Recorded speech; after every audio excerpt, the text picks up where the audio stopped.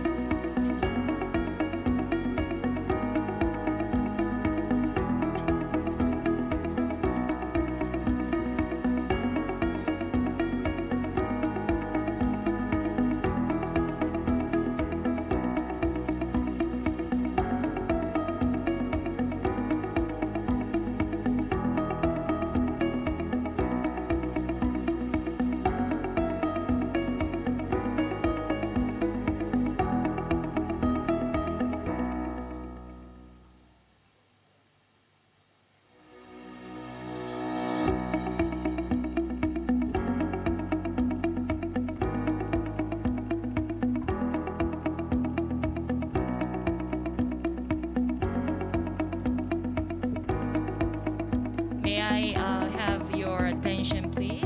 Shortly from 9:30, we will have the opening ceremony of the OECD KPC competition workshop on advocacy strategies for competition authorities in Asia Pacific, which is co-hosted by the Trade Competition Commission of Thailand. So participants still at the lobby are cordially requested to come inside and be seated.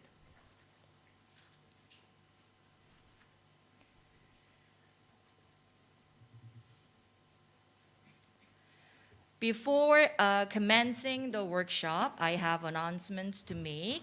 If you have a mobile phone, please kindly turn off or set to silent mode throughout the workshop to avoid interruptions. And please note that this workshop will be conducted virtually via Zoom at the same time. And Thai-English simultaneous interpretation will be provided during the workshop days. So please use your headset whenever it is needed. And a quick word about this morning's program.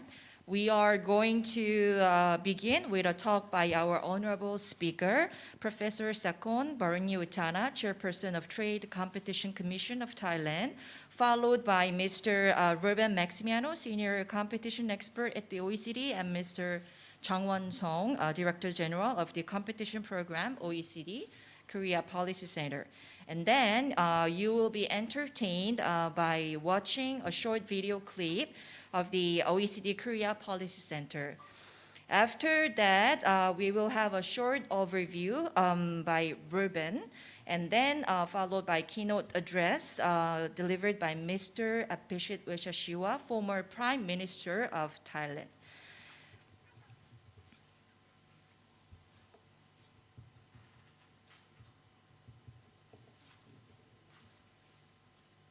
Good morning once again, ladies and gentlemen. Welcome to the OECD KPC Competition Workshop on Advocacy Strategies for Competition Authorities in Asia Pacific, co-hosted by the Trade Competition Commission of Thailand. I am Michelle An, Senior Research Officer at the OECD Korea Policy Center, and I'll be your MC for the next 3 days. Let us start the workshop with the opening remarks of Professor Sakon Barangiwatana, Chairperson of Trade Competition Commission of Thailand. Please welcome Mr. Chairperson with a big round of applause.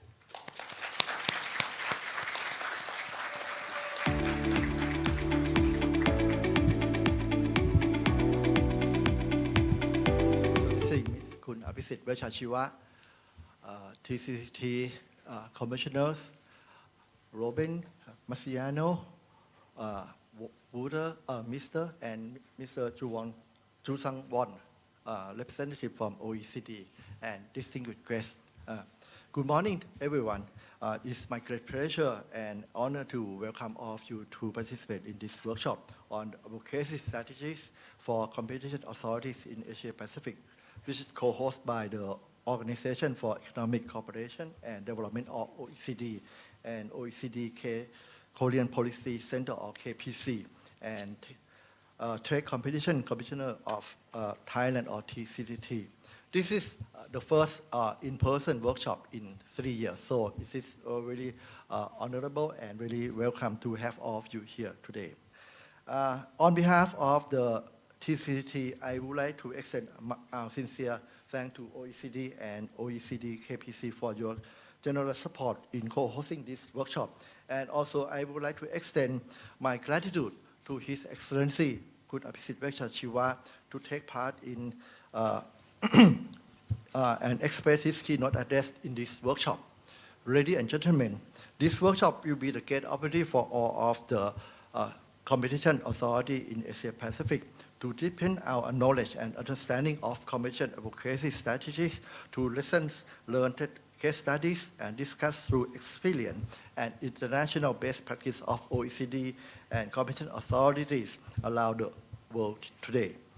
This workshop aims to share experience and the role of advocacy in competition policy to governments and policymakers, and we'll discuss upon the advocacy strategies and rapid changes caused by COVID-19 pandemic.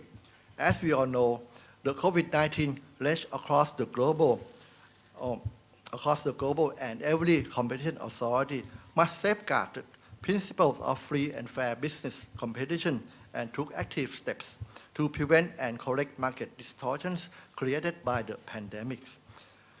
Hence, the strengthening advocacy efforts will support the understanding of competition policy and law and raise the awareness of competition among various stakeholders and foster a competition culture domestically and internationally. At this moment, and economics are starting to recover and taking steps to rebuild their economic systems in anticipation of the post-COVID world. Competition authority will now have to take an even more active role in ensuring that the market remain open, transparent, resilient, and sustainable. Undoubtedly, I do believe that today's workshop will mark indispensable contributions toward these goals. So once again, I would like to warmly welcome all of you and thank you for all of your active participation in advance. I am truly confident that the workshop today will be highly productive and benefit every participant one way or the other. And thank you very much for all of you to participate and look forward to a fruitful discussion today. Thank you.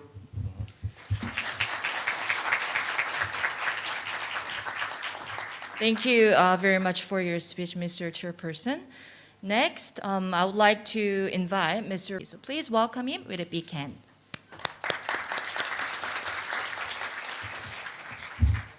So good morning, everyone. His Excellency, former Prime Minister Vijua, good to see you here. Professor Sakon, Director General, and Commissioners and ladies and gentlemen. Arun Sawat, good morning. So as the OECD responsible for the program, I'd like to welcome you here today. So I'm very happy to be back in Thailand. It's actually 3 years since the last time I came. It was the last, so it's actually the first trip since COVID-19 to Asia Pacific. So it's a really great pleasure to be back in Bangkok as the first trip post-pandemic, let's say.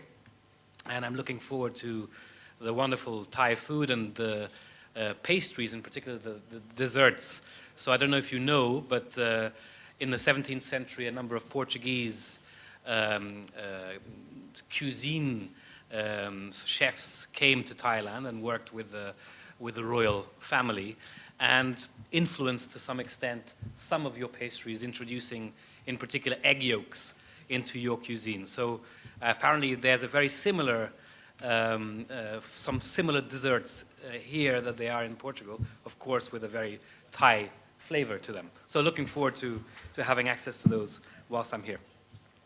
So for those of you who don't know, the OECD is a 38-member country organization, and we represent around 80% of world trade.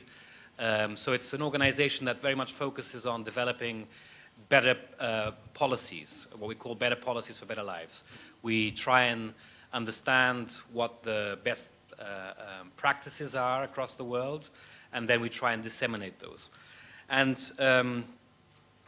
that is very much what we are involved with doing in these 3 days in this workshop, in a joint venture with the OECD Korean Policy Center. And it comes, as Professor Sakon mentioned, at a very exciting time, a very important time, both for Thailand and for ASEAN countries that are here present, because as we recover from COVID-19, we realize how important it is that markets function well in order to really allow for a strong, resilient recovery. And markets functioning well, we know, bring a lot of benefits. We will discuss some of those in the next 3 days. But we know that many benefits can flow from markets that are functioning well, that are competitive, to our economies and to our citizens, ultimately, in our societies. So, and this comes at a time also where, if you look at the interventions that have taken place during COVID in order to try and recover, well, to first sort of eliminate the loss, let's say, or to diminish the losses, but also then to recover quickly, we see that the states have intervened, rightly so, at a very significant level. So more than $17 billion have been spent around the world, which is a very significant amount of GDP percentage. And it's very important that as countries roll out and implement those recovery packages, and some of them are still being rolled out, that they get implementation policies right. And to get implementation policies right, they should ensure that markets are not being hindered, but are working better. So those policies should be designed in a way that are allowing markets to do their job, which is to bring more growth and economic growth and riches to our societies and economies. And there's no better guardians of this idea of markets that function well than the competition authorities. So Professor Sakon, as representative of and the chair of the Thai Competition Authority, as well as all those competition authorities in the room today, your role really is to try and help governments to design those policies that enhance and not hinder markets. And it's very happy that we've brought together a group of very specialized speakers that have a lot of experience in working in this field of advocating for competition in all sorts of levels, both with government as well as with regulators and the wider stakeholders, judges and others. So to ensure essentially that there's a level playing field between companies, so that companies that are the most efficient, that play better, that have better cost structures, they can deliver the innovations and the better prices that we know competition can bring. So we'll look at all different aspects of this in the next 3 days. We'll look at market studies and how market studies can help competition authorities help governments to develop those policies in a very sort of empirical and well thought out way. We'll look at the issues of competitive neutrality and how state-owned enterprises, which can play such an important role in our economies, are also acting in a way which is pro-competitive and not, and playing in this level playing field.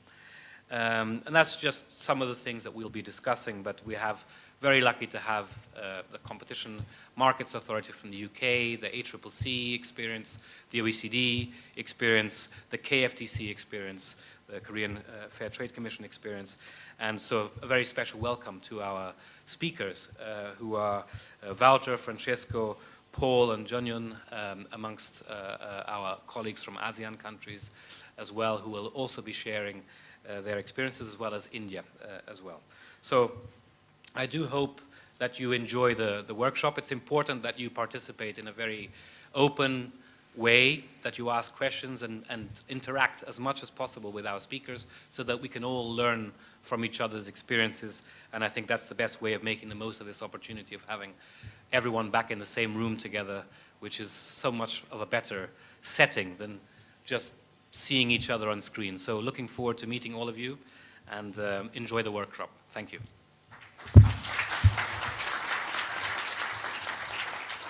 Thank you very much, Mr. Maximiano. May I now invite Mr. Chung Won-song, Director General of the Competition Program, OECD Korea Policy Center. So please welcome Mr. Director General with a big hand. Thank you. Thank you. Sawadee Krap.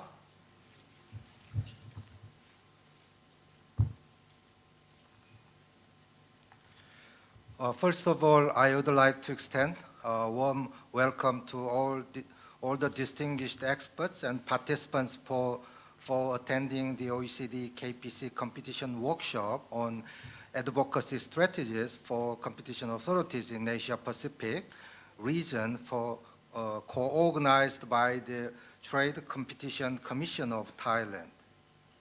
Around 70 participants from 12 competition authorities in the Asia Pacific region, including Thailand, joined here on this spot.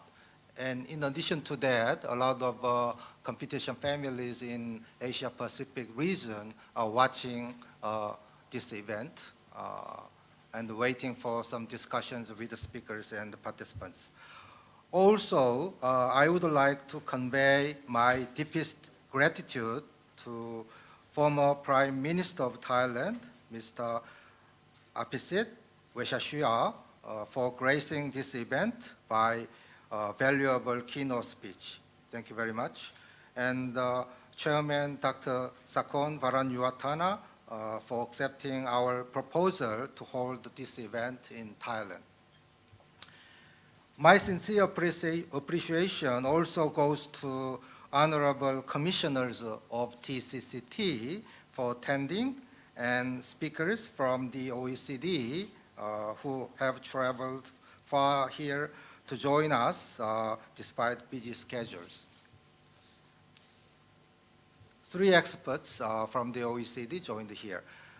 And due to unexpected circumstances, speakers from Australia and UK could not attend this workshop, but they will join us online to give valuable presentations and discussions.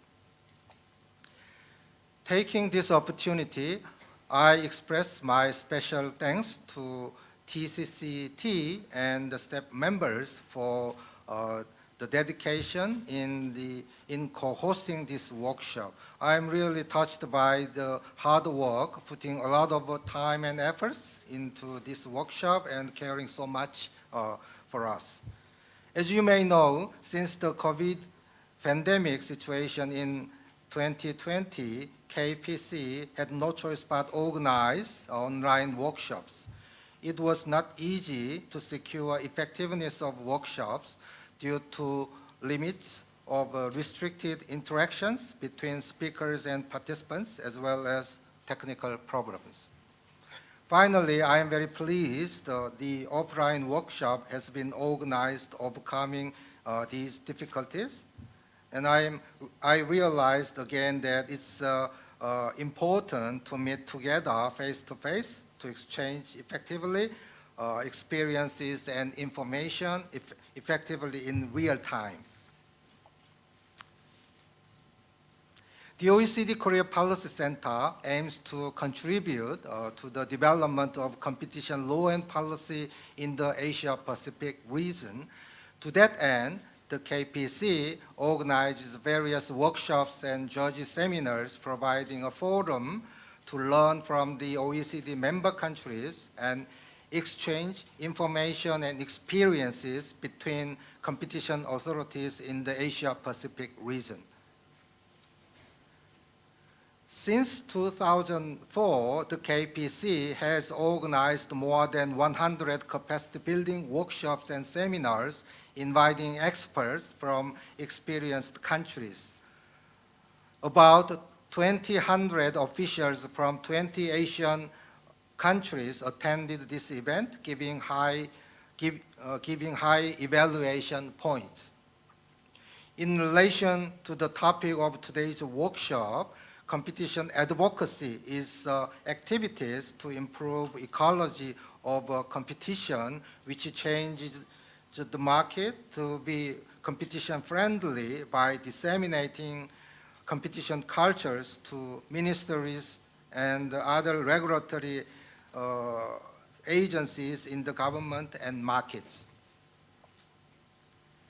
Most of competition authorities in Asia are young agencies, so that they sometimes face significant challenges to carry out competition advocacy towards especially senior government agencies, including Ministry of Industry or Finance and sector regulators, especially in relation to industrial or financial policies. We hope this workshop contributes to upgrading competition advocacy capacities of young competition authorities in the Asia-Pacific region by providing competition officials with opportunities to learn from advanced countries and sharing advocacy experiences between competition authorities in the region. For the next 3 days, throughout this workshop, we will explore competition strategies and cases undertaken in jurisdictions, including the importance of competition advocacy advocating with impact, advocating for competitive neutrality and trade, market studies feeding into competition advocacy actions, competition assessment, and advocating for competition in a crisis time. In this workshop, we will have at least 10 minutes Q&A time after each presentations at each session. I would like to encourage all participants to make use of this Q&A time actively with the speakers to get as much as possible on future policy making and enforcements. So if you have any questions or comments, please don't hesitate to ask the speakers, whom I am sure would be happy to answer and discuss them. Lastly, I wish this workshop contributes to building up cooperative networks as well as personal friendships between competition authorities and families in Asia Pacific region. Further, the KPC will do its best to make KPC workshop, OECD KPC workshops function as a platform for international cooperation between competition authorities in Asia Pacific region. Thank you.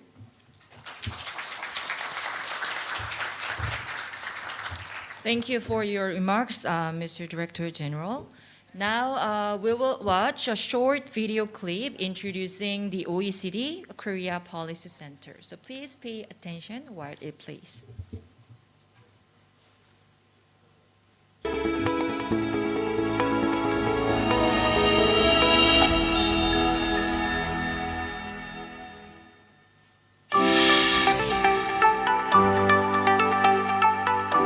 The Asia-Pacific region, the region drawing the world's attention for its remarkable economic growth.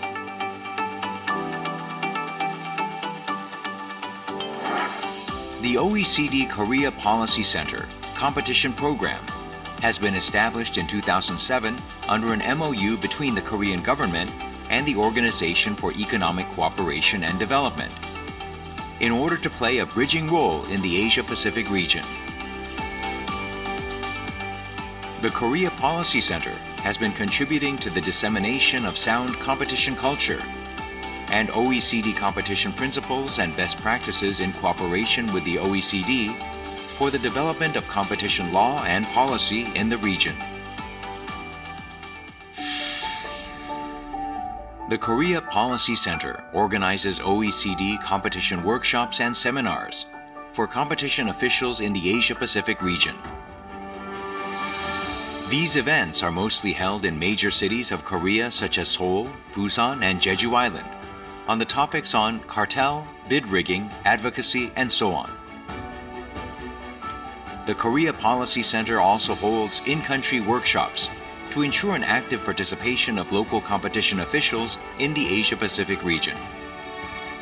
The experts are invited to give lectures on the latest trends of competition policies and laws, as well as enforcement cases. They share policy experience and best practices with participants from competition authorities in the Asia-Pacific region. Since its establishment, the Korea Policy Center held 102 competition workshops and seminars, joined by around 3,600 participants from developing countries in the Asia-Pacific region. It organizes competition workshops targeting competition officials 5 times a year normally, bringing together about 60 participants on average from 10 countries each time. Additionally, the competition law seminars for Asia-Pacific judges take place twice a year normally, attended by around 100 judges. The competition law seminars for Asia-Pacific judges are especially held in cooperation with local Supreme Courts in order to enhance understanding of legal and economic theories in competition law and to promote capacity buildings of judges who are dealing with competition law cases. These workshops have been highly evaluated by participants getting high scores of 4.5 out of 5 on average, not only in terms of various contents and quality of the events, but also management of the events.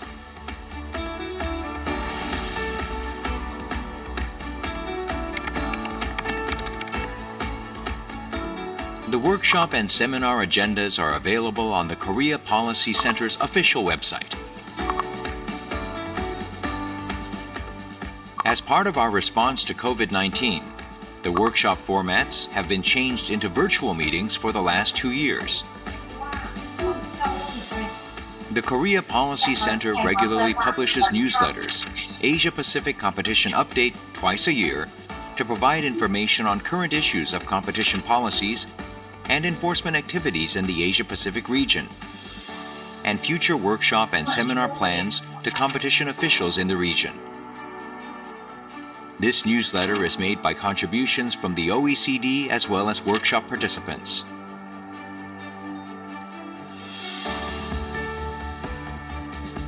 So far, the Korea Policy Center has published and distributed 28 newsletters since 2010.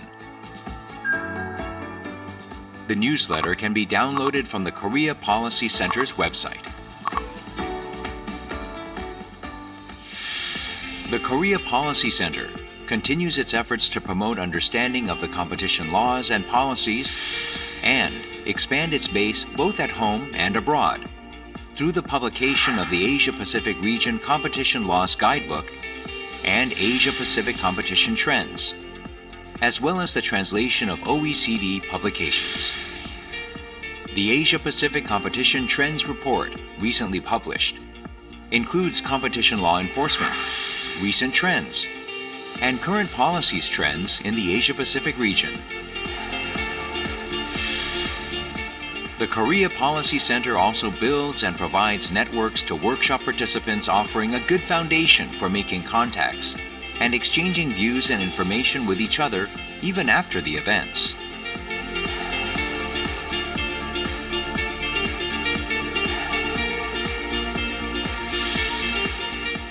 Competition officials from Asia Pacific countries who attend Korea Policy Center's workshops and seminars can deepen their capacities in policymaking through discussions and information exchange.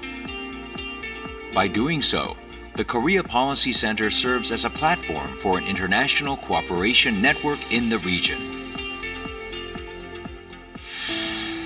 In the Asia-Pacific region, we see a lot of development both on trade and on economic integration.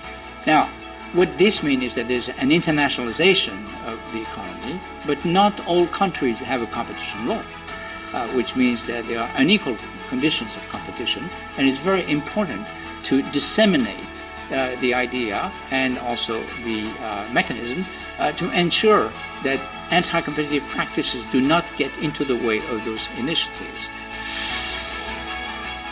The Korea Policy Center will continue to make efforts in contributing to capacity buildings of competition authorities in the Asia-Pacific region by improving workshops and seminars in the future, and through the publications of newsletters and competition trends report. The Korea Policy Center will also serve as a platform for the development of competition policies in the region.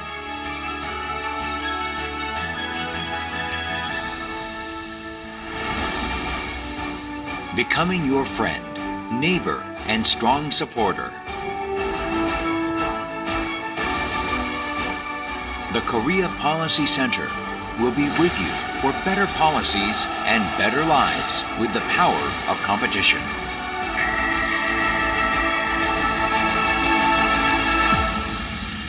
The Competition Program, OECD Korea Policy Center. Well, I hope the video helped you further your understanding of our center and its work. Moving right along, I would like to invite Mr. Ruben Maximiano, Senior Competition Expert of the OECD, once again for a short introductory section. Ruben, please. Okay, so good morning everyone again. This time for a small, short introduction. I think we're very keen to hear His Excellency's remarks, so I'll keep it brief, but I do want to give an introduction for the workshop. And so if we can put up the slides, it would be helpful. Essentially what I'm going to speak to you about is give you some clear ideas and definitions and objectives for the workshop and what advocacy really is about. and then talk a little bit about how competition authorities can promote competition, and then some very quick final remarks. So if we go directly to the, if I can use this, oops. Yes, so to the definition of objectives. So traditionally, competition authorities have done a lot of, they've been focusing mainly on enforcement. If we look at the data around the world, you see that around 20 to 30% of resources only are spent on advocacy actions by competition authorities. So around 70 to 80% of all actions and resources of competition authorities are for competition enforcement. That's the traditional numbers, let's say. That was numbers from the mid-2000s. What we see now is a slight change in that. There's a trend towards more advocacy. But what do we mean by advocacy exactly? So we're talking about some sort of soft power, that's the academic perspective, soft power that's being used by competition authorities. Many competition authorities do not have, let's say, hard power to develop laws, to develop regulations, to do subsidies, to give powers to state-owned enterprises. It really is about soft power, powers of persuasion, persuading governments, persuading regulators, persuading judges that competition is a valuable item, that it brings a lot of benefits that I will speak to in a little bit. And as we see, and we'll see in some of the sessions today and tomorrow, we do see an increased intervention by governments. I mentioned that in my initial remarks, Professor Sakon too, that during COVID-19 there was an increased need for government intervention that was fundamental to stabilize our economies and to initiate our recoveries. But the next stage requires that the implementation of those the policies are respectful of markets. And there's two ways in which competition authorities can advocate. One is a general way. So what do I mean by that? I mean by persuading governments, regulators, and other stakeholders that it's important, competition is important, that competition brings valuable apports, valuable additions to our economies. That's a general message of importance of competition. You will see that in the younger jurisdictions like Cambodia, Laos, the ones who have just more recently implemented their competition regimes, that will be playing a bigger part. The second type of advocacy action that competition authorities can do is, let's say, a more specific advocacy action. So looking at specific laws, looking at specific regulations and policies that are being implemented or designed by governments or regulators, and helping governments, helping regulators to ensure that by inadvertently, right, by that they overlook the impact that a particular policy might have on markets, and providing suggestions on how to still achieve the same objectives of policy, but perhaps in a way that's less intrusive on competition, that creates more market problems. So promoting competition has several aspects to it. Why? That's the benefits that I'll speak to now. When? I would say, in a word, always, but in a crisis, even more important. In particular, when there's a lot of different policies that are being implemented. The what is really about the benefits, transmitting the benefits, generally speaking, or transmitting the recommendations that come from analyzing a particular draft recommendation or law. The who depends on who you want to reach, but it could be government if it's they're designing policies, it could be regulators if they're implementing specific rules and regulations in a particular sector. It could be judges if judges in your jurisdictions don't yet know too much about competition. They're beginning to look at competition cases. They need to understand the value of competition. Also because sanctions of competition authorities are usually very high, and if the judges are not fully aware of the benefits of competition, then they might have a tendency to lower fines. So this is an important element. So if we go to the next slide here, is what about the benefits? What can we say about the benefits? And markets really are a mechanism. It's the only mechanism that we know as economies where the allocation of resources goes to the places where they're most needed. So there's let's say, the information that the market brings and that consumers, as they decide to make their choices about what they wish to consume, means that resources are allocated to the places that society values best. And that's the best system that we know for allocating resources in this way. So competition is really a process. It's a process of rivalry between firms, both big firms, small firms, that are trying to seek business. They're trying to get consumers to buy their products. And by doing so, they are allocating resources in the best possible way, and as well as reducing the costs of production. So the ones that I can produce in the best possible way, the most efficient way, will usually win this business. And when markets work well, firms can thrive. The ones who can really provide what consumers want can thrive, and that brings the benefits that we know. And the benefits are, consumer welfare. So it improves the welfare of consumers. Consumers are getting the products they want at the lowest possible price. Is one. That's sort of direct, the more direct, and what we usually consider more directly.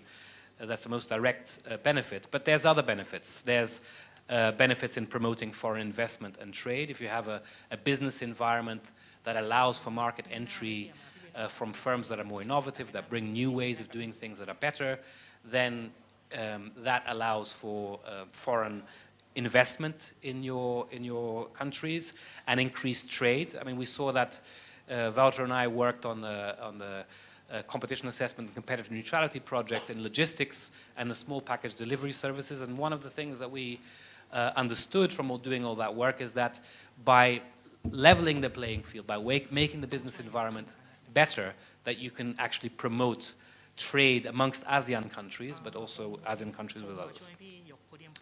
There's also a better distribution of economic power, so it can help reduce inequality. If you think about the fact that if prices are lower, in particular for food products and other such products, then that allows the poorer members of our society to benefit more from those lower costs. So a better distribution of economic power.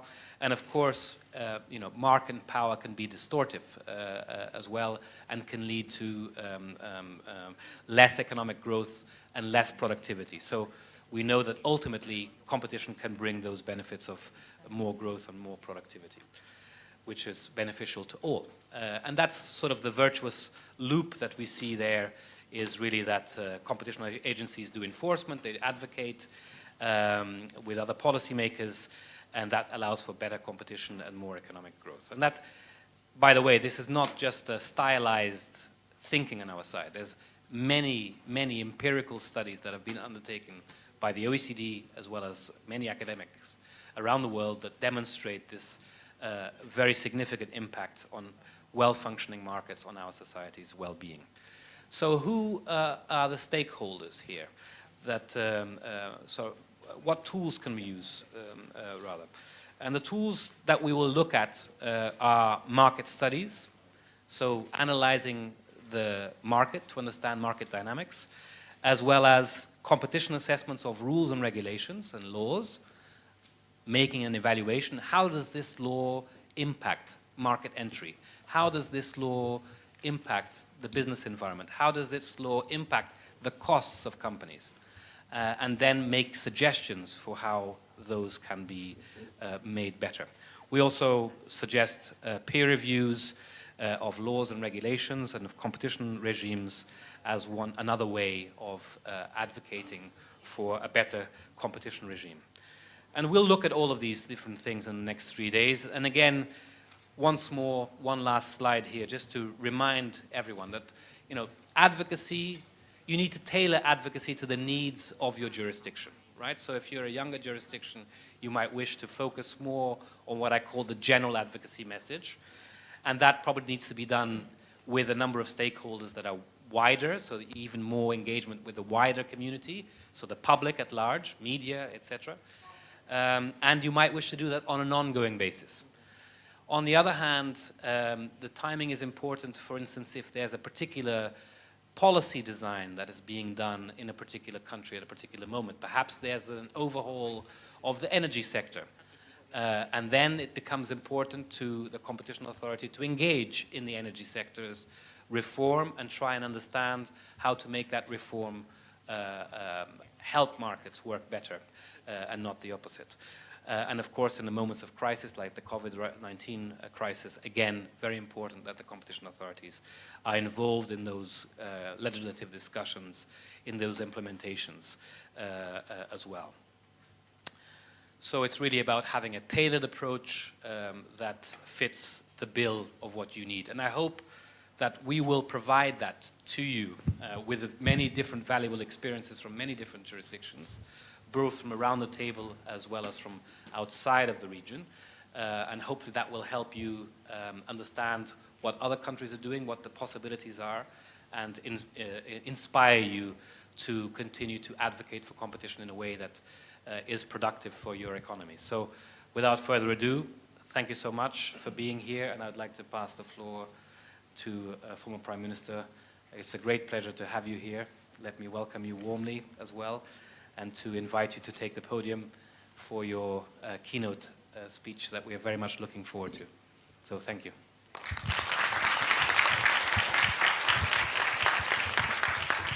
Thank you for the presentation.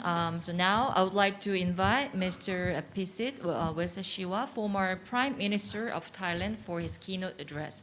So please welcome Mr. 𝐻𝐻 with a big round of applause.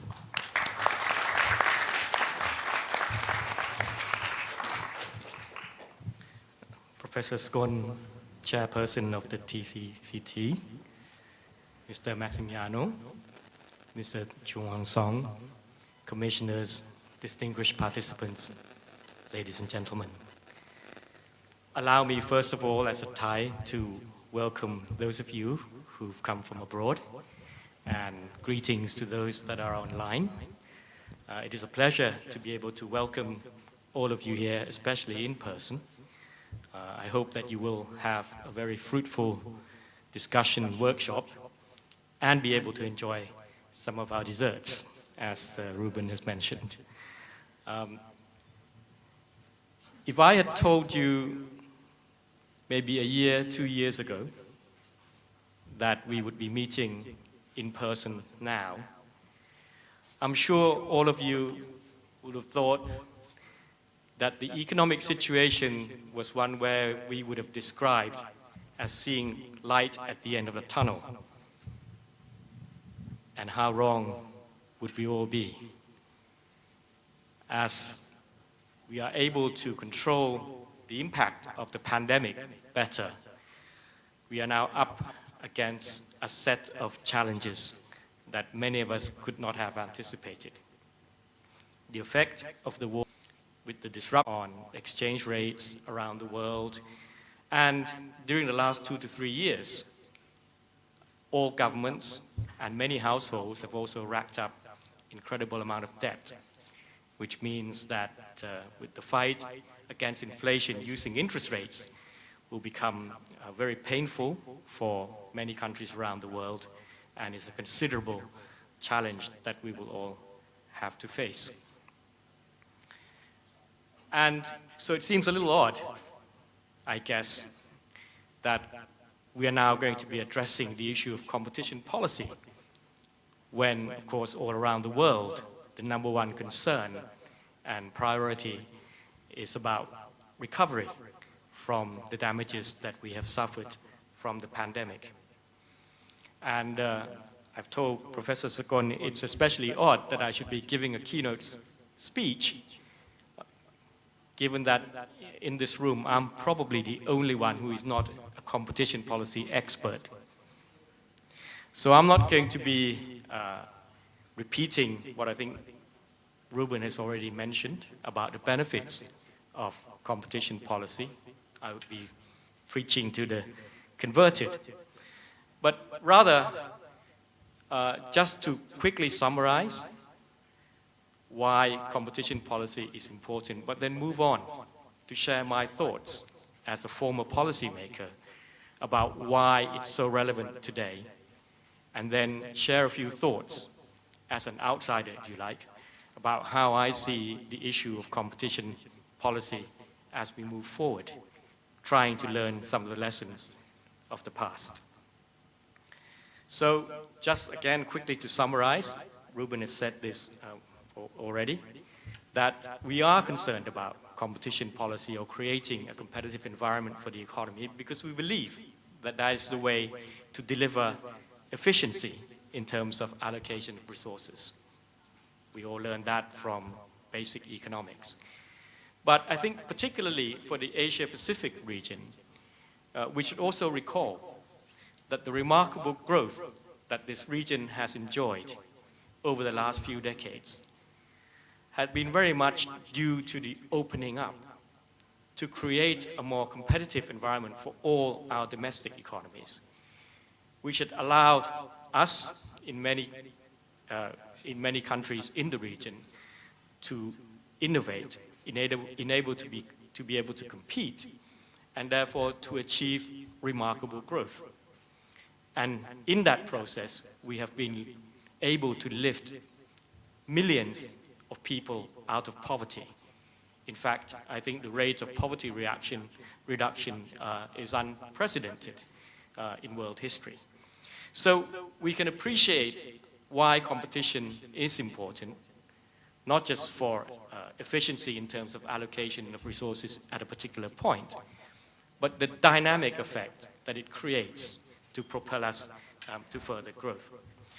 And as we try to engineer a recovery from the current crisis, we should also, of course, be mindful of the key economic objectives as we move forward. I think it would be a wasted crisis, if you like, if all our economies were simply trying to emerge from the crisis by engineering some kind of growth for recovery without also undertaking some fundamental structural reforms. Because at least two other challenges, apart from growth, present themselves to us in a very significant way. The first is that we have also seen that despite the growth, despite the poverty reduction that I've mentioned, many economies around the world are now facing the problem of increased inequality. And that inequality now seems to reflect some fundamental structural problems that we face. So that in fact, in many countries, it has become what I believe to be the dominant political issue. And unless we deal with this problem in a correct way, it could deteriorate into conflicts, it could deteriorate into destroying the competitive environment, and so on. And failure to address the issue, of course, also risk creating conflicts through polarization and resort to nationalistic, extremist, populist, and protectionist measures. So our objective is not to have just a recovery, but one that puts the economies on the path of inclusive growth. The second challenge, of course, is climate change, where I think we would all agree that despite all the meetings and agreements and the efforts of so many stakeholders, we are still behind time. We're not doing enough to ward off this danger, and therefore, again, the recovery that we would like to see would be one where it is friendly to the environment and can also save the planet and humanity from the problems that we as humans have ourselves created. And I mentioned this right at the start because we begin to see that as governments try to tackle the problems that they are facing now, sometimes they are willing to sacrifice these longer-term objectives. We see in many economies, many countries, also around this region, where governments, in their efforts to help those affected by the pandemic have spent a lot of money, but often in an untargeted way. It may be necessary, it may be something that they have to do in the short term, but to carry on doing this would actually not contribute to the objectives that they are trying to achieve, because we begin to see that in some of the stimulus packages that have been issued in a number of economies, actually the well-off probably benefit more from those packages. Actually, the outgoing UK government is a good case in point. They try to engineer growth by trying to cut taxes for the wealthiest, and of course met with very strong reaction that has really, I think, led to the downfall of the government. And also, similarly, with the issue of climate change, the green levy in the UK was one of the first things that the UK government, the outgoing UK government, decided to scrap for the sake of engineering growth or a faster recovery. So we don't want to see the longer-term objectives being sacrificed, while of course we appreciate that engineering growth and recovery is now running into difficulties because of at least three factors. Actually, the 3 Ds. The first one is the deceleration of growth in trade, and I think you can all appreciate that. Second, of course, is the distortions that have been put in by various governments in various markets, notably in the area of food and energy. And the third D, of course, is debts that I've mentioned before, both private and public debts that have been racked up as we now face a rising interest rate globally. This, as well as the fact that the state has gotten bigger during the pandemic, directly affects the issue of competition policy as well. So I think we need to be mindful that the competition policy framework is also being threatened by the current situation, despite all the good intentions of the various governments around the world. And what's important as we look further along the horizon, and I mentioned the need for inclusive and green growth, is that competition policy has to be a vital toolkit, a mainstay or a cornerstone of any economic strategy.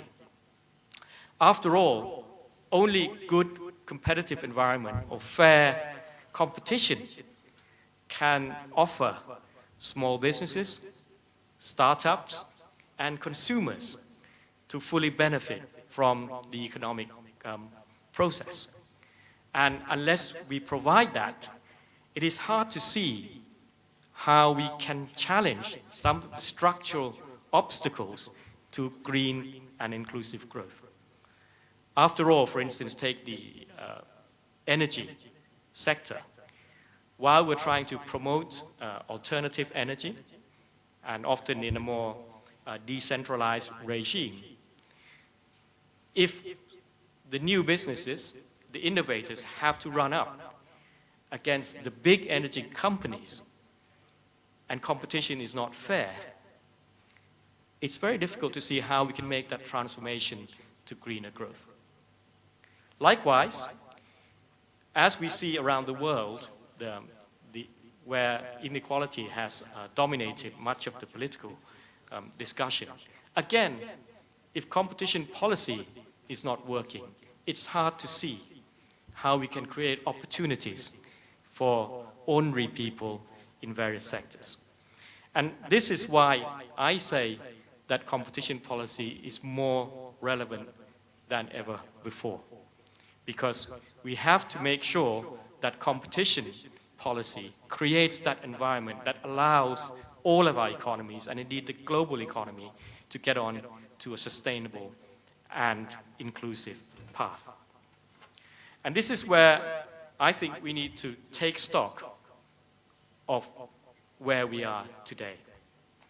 Because it's easy to blame a lot of the ills on the pandemic.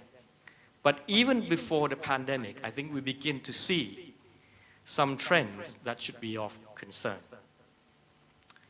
If you look at President Biden's executive order on competition policy issued last year, in the preamble, it mentions very clearly how workers, ordinary workers, labor, and farmers have lost considerable bargaining power over the years. So the big companies can dictate the terms on seeds, fertilizers, on marketing their products, as far as farmers are concerned. And again, with globalization and other contributing factors, labor has lost out to the ills in those sectors: agriculture, health, telecom, broadcast. So that's the US. In the EU, they've just had a recent study and showed clearly that there has been an increase in industrial concentration in recent years. And if you measure it from the number of players in particular industries and how that concentrated industry has increased in size in terms of the whole economy as well, then you see that more and more economic powers appear to be concentrated in the hands of the few. At the same time, they have also discovered that profitability of those industries where there are high concentration have increased substantially. Now, you could argue that the reason that has been happening may be due to two factors. The first is that in a number of these industries, there of course appears to be increasing returns to scale. And therefore you could argue that it was necessary to have higher concentration for more efficiency. And you could argue that, and this is an argument that I think many domestic competition authorities are now facing, that domestically it's important also to have big companies in order to compete in the international stage. Now, I think there is an element of truth and justification for increased concentration from these two factors. But I am not convinced that the concentration and the high rate of profitability also do not reflect too much market power that the firms and companies in these industries have. And it is, I think, the job of all of you here to try to separate out the justifications, the rationale for increased concentration without yielding too much market power that leads to exploitation and unfairness in the economy. And so in that sense, what I'm going to do next is to mention some of the issues that I think, I hope competition policy authorities will grapple with and maybe review some of the thinking on the way you will work to help create a more competitive environment. The first concerns the way we look at the normal competition policy framework. If you go back to ancient times and also classical times, competition policy was always concerned about agreements between players or firms or businesses in the same business, restricting their own competition. Much focus was on horizontal integration or competition within a particular market. And so you look for possible existence of monopolies or monopolistic power and then exploitation of that power. But in recent times, I think the way market power is concentrated has become much more complex.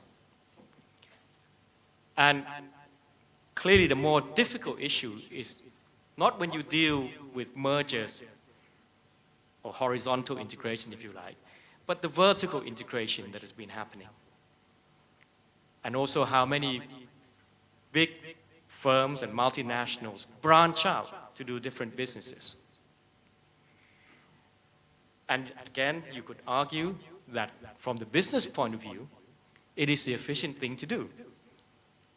And sometimes, at least in the short term, the consumers are also happy because they appear to have better services, maybe lower prices, more convenience. But as more and more vertical integration or branching out to do different businesses become concentrated, then you begin to see the exploitation of market power. So the issue for me, first of all, is we can no longer just look at the basic, simple issues of horizontal integration. But we need to have a much better framework in terms of thinking how we address these problems, the trade-off between maybe the short-run gains and the longer-term competitive environment. And this leads me to a second point.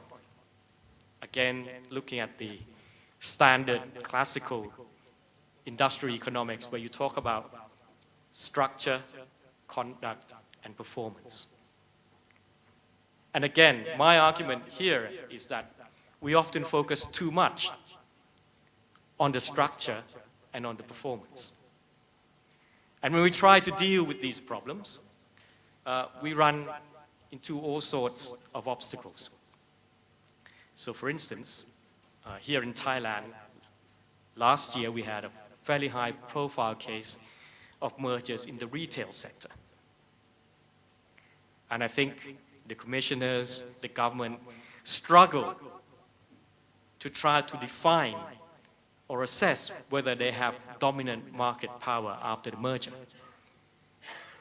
And you get into all sorts of arguments about how to measure the market size.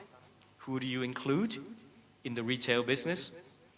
Is it, just the hypermarkets, or do you include convenience stores? Do you include the traditional shops, and so on? And of course, the big companies will claim that measured correctly, they still do not have dominant market power. But I think it all becomes a red herring. Because what really matters is what happens in terms of conduct. And if you talk to suppliers, if you talk to farmers, if you talk to small businesses who need the retail network to sell their goods, and now this applies online as well as offline, you will see that they have absolutely little bargaining power in trying to extract value from their products. And so I think the focus needs to shift more to conduct. It doesn't matter how big or small all the players claim to be, but it is what they do, whether they engage in any kind of anti-competitive practices or unfair practices, should be a concern to all competition policy authorities. So that's the first area. The second one is also a little tricky for all competition policy authorities. And that is what happens when the government itself is guilty of restricting competition. In many economies in the region, state enterprises, often partly privatized, still retain so many privileges and so much market power. And governments are often reluctant to tackle state enterprises that are making money because that contributes to government revenues. So many of the uncompetitive practices we see, say, in the energy sector, maybe in the telecom sector, often relate to the history of state enterprises. And again, I think we need a much clearer framework of how we deal with anti-competitive practices that arise from state enterprises. Intellectual property rights is another area. This is clearly monopolies or monopolistic power deliberately created by legislatures and governments in the hope of stimulating innovation. But you do have to wonder whether the regime is now working as intended. You hear so many complaints from researchers, innovators, for instance in the area of pharmaceuticals, where patents are being used not to stimulate innovations but to block new innovations. And you have to wonder, with the pandemic, that is it right that vaccines that are probably the most important tools to lead us out of this pandemic should lead to incredible amount of profits of only a few pharmaceutical firms, when in fact there are alternatives, such as the way AstraZeneca, I think I could mention their name, obtained some government funding in exchange for selling the vaccines at cost rather than to make profits. So this is again another issue that needs to be looked at. And finally, for issues related to the government, the relationship between sectoral regulators and competition policy authorities.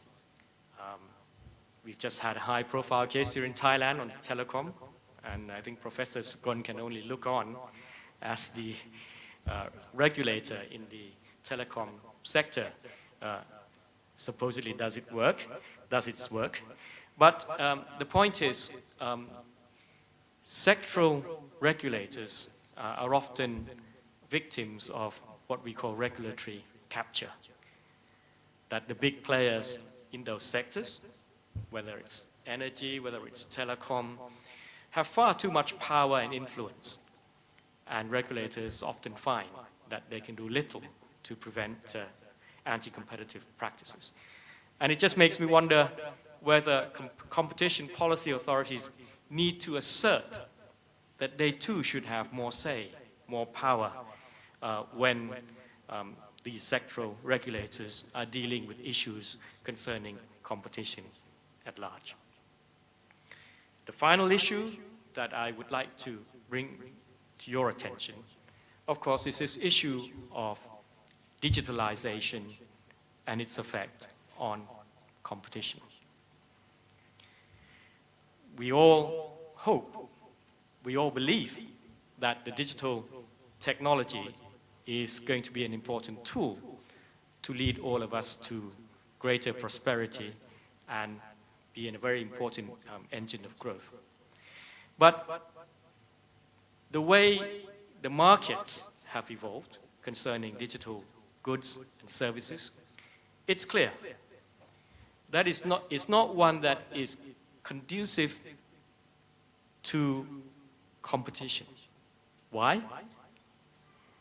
Because the most important assets in the game are, first of all, big data, network, and a first mover advantage, all of which point to monopolization and dominant market power.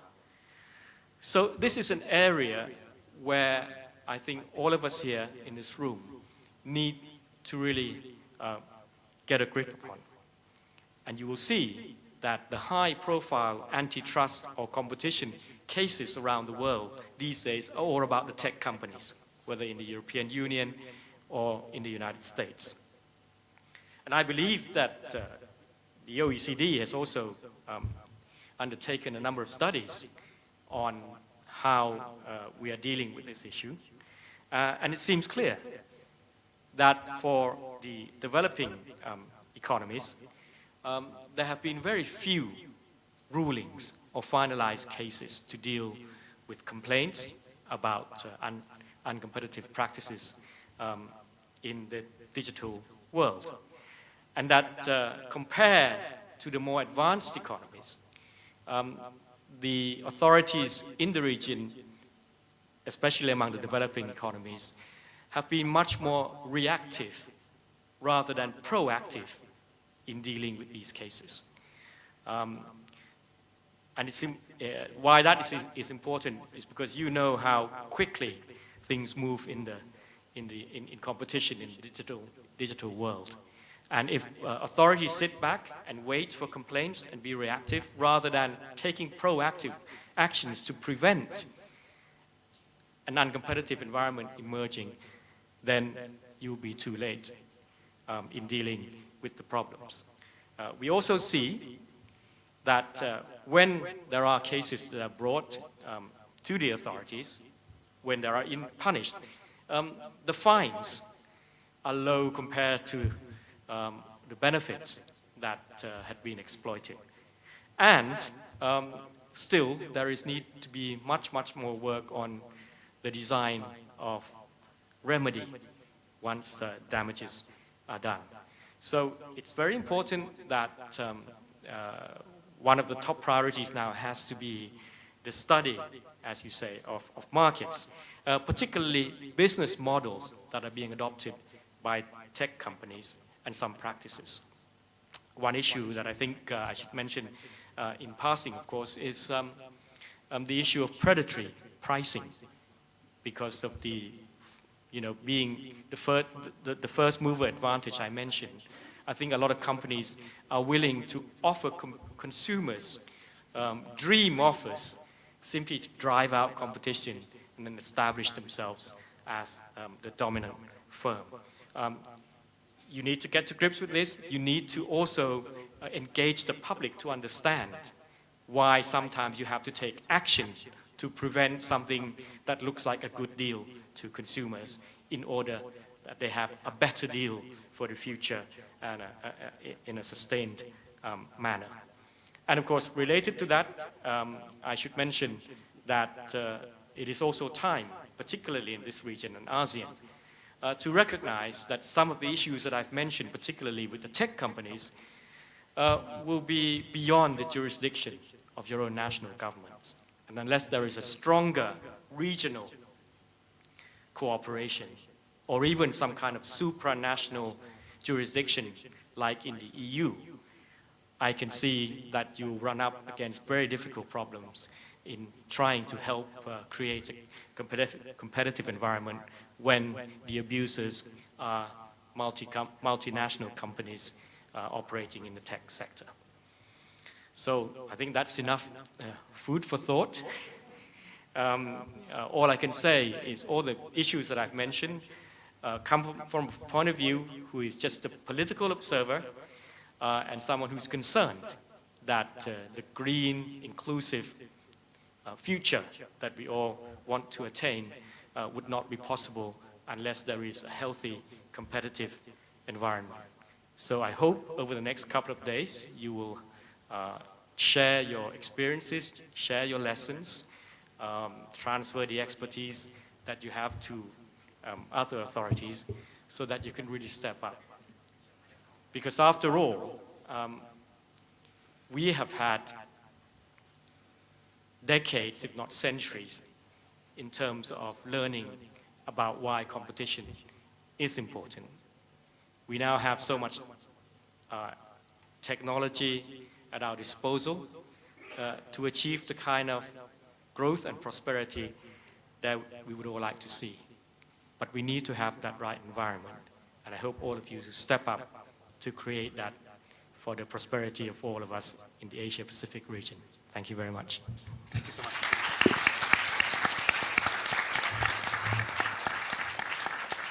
Thank you very much for the insightful presentation. Yes, I'd like to thank, if this is working, yes.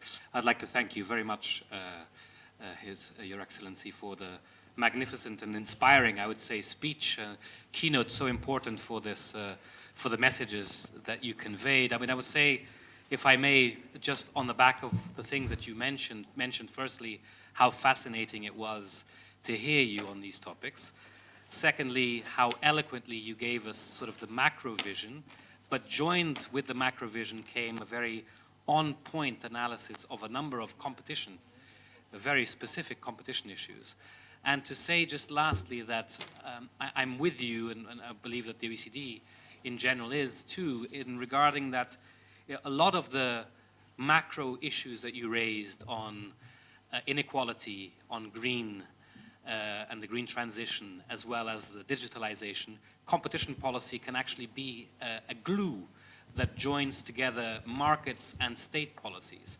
So it sits at the apex of the state policies and markets and can help those work well together. So very inspired by your speech and the role that competition authorities can and should play, and because we've learned, as you said at the last words, we've learned a lot from the last few years, and that should allow us to intervene, joining some of the things that you mentioned, the short-term and the long-term gains, trying to understand those trade-offs better. We now know better about how to do that, and I encourage all competition authorities to take heed on the very inspiring and rousing speech. Thank you so much for that, for this. Thank you.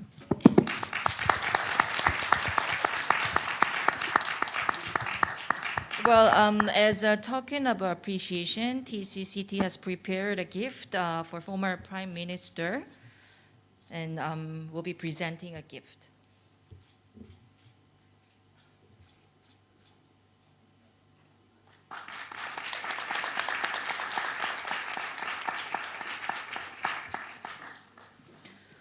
Well, distinguished guests, now we will take a group photo outside of this room in a minute, so please join in this photo session. And in the interest of time, we will not take any personal cameras. You'll be given the printed group photo on the last day of our workshop. And you can also download all the relevant photos within our website. So would you please move to outside? And then after the group photo, we will have a coffee break, and we will resume the session at 11 sharp. Thank you.